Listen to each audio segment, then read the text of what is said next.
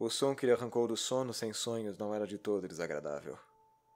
Mas seu corpo não parecia ter se recuperado completamente de sua última odisseia. Parou a música como Beatriz lhe havia ensinado a fazer, e deixou o celular sob o criado mudo. Era uma sensação fantástica, talvez ainda mais assombrosa do que a leveza que sentira no dia anterior, a de poder caminhar sem desequilibrar-se. Sentia-se leve e disposto a começar um novo dia, sem muitas queixas. Lembrou-se da garrafa que havia arremessado no muro e foi até o quintal para verificar quanta destruição havia causado. Fora algumas pequenas manchas que haviam permanecido sob a tinta branca recente, o vidro escuro parecia ter desaparecido pelos entremeios de seu quintal. Sentiu-se tentado a beber mais alguns goles, mas era mais sensato tomar o seu bom e velho café e comer o pão que havia comprado na padaria. Caso este não estivesse endurecido demais após o tempo exposto na mesa da cozinha. Quando terminou o café da manhã, estava pronto para um novo dia. Não havia nada como o raiar de um novo dia para espantar os fantasmas de uma noite demasiado conturbada. Talvez conseguisse algum bom dinheiro na rodoviária naquela manhã. Sentia-se otimista, afinal era época de férias, e muitos jovens pediam pelos seus serviços naquelas temporadas. Não precisou esperar muito para que a primeira ligação viesse.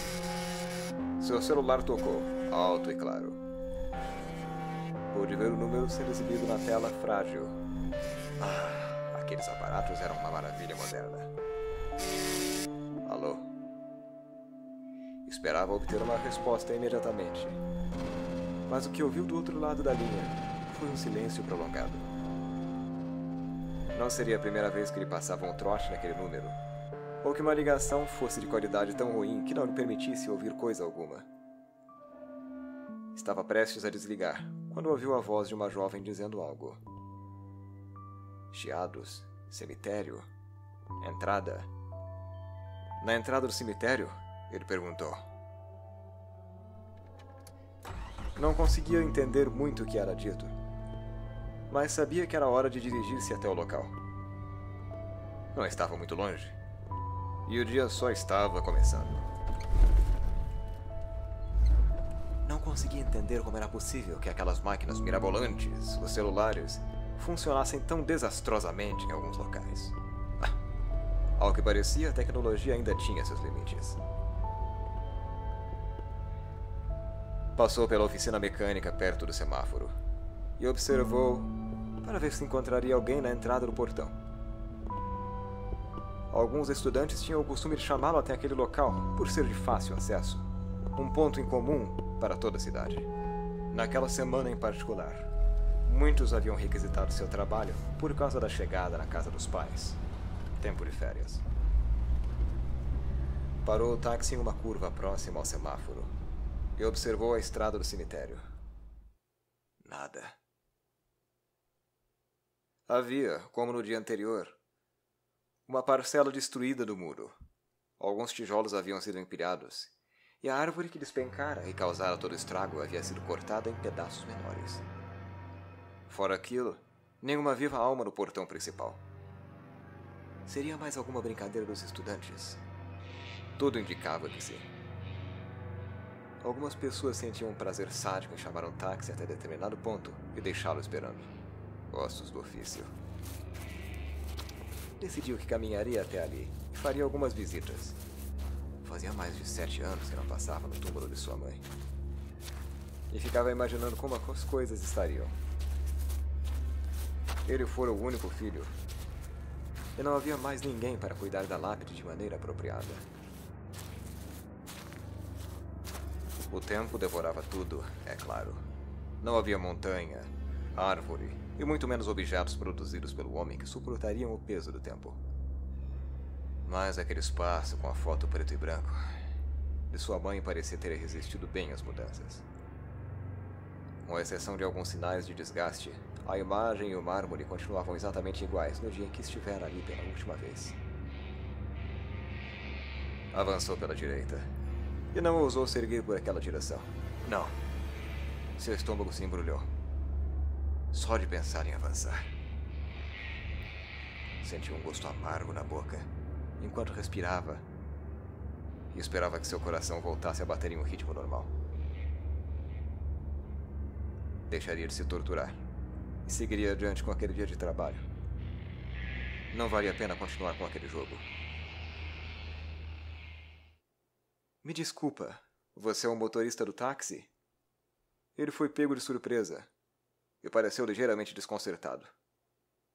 Hein? O táxi, ela disse apontando. O senhor é o motorista? Sim, sim. Foi você que me ligou agora há pouco? Ah, sim. A qualidade da ligação é péssima. Me desculpa. Mas é que eu acabei me esquecendo da minha carteira em casa e achei que ia dar tempo de buscar, mas você chegou rápido. A jovem parecia estar com pressa. Então entraram logo no carro e seguiram o caminho. Me deixa na rodoviária, por favor. Ela havia se sentado no banco de trás, com shorts minúsculos. Ficava imaginando por que as jovens daquela cidade andavam daquele jeito. Mas definitivamente não reclamaria. Sua imaginação era fértil, quando o assunto eram as mulheres.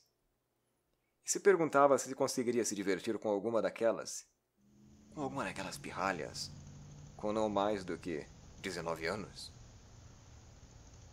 Ela cruzou as pernas quando percebeu que ele havia lhe observado pelo retrovisor. Ele desviou os olhos e seguiu o caminho até a rodoviária em silêncio. Ok. Entregue. Fez um esforço para sorrir. Ela retribuiu. Quanto? São 10. A boa e velha ladainha continuava. O acerto não durou mais de 10 segundos. Ela não se deu ao trabalho de observar o carro depois que o táxi desapareceu. Seu charme já não era o mesmo, de fato. Seguiu o caminho até seu ponto na Praça da Matriz, esperando encontrar mais algumas pessoas em busca de serviços. Mas o movimento foi um dos piores da semana. Não era uma surpresa o fato de que muitos taxistas do sindicato haviam começado a procurar outros empregos naqueles anos.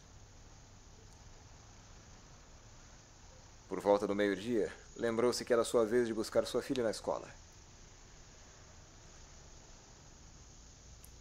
Não havia tirado a carteira de motorista, aquela pirralha. Muito embora ele lhe houvesse ensinado a dirigir desde o começo. Na saída do colégio havia uma grande quantidade de adolescentes e um barulho descomunalmente alto. Não conseguia ver Beatriz em lugar algum. Então, decidiu que seria mais sensato ir até a entrada, buscá-la pessoalmente. Passou por alguns jovens perto da escola e ouviu algumas exclamações de surpresa do outro lado. O que foi seguido de várias outras exclamações e pessoas concordando. Estava tomado por uma gélida indiferença quando finalmente abriu caminho até a entrada. Lá, Beatriz lhe veio com a mochila nas costas. Pai, você me deixa em casa hoje? Você não vai... Sentiu um empurrão nas costas. Desculpa, moço. Um pirralho qualquer disse e seguiu seu caminho. Quando saíram pela pequena multidão, entraram no carro.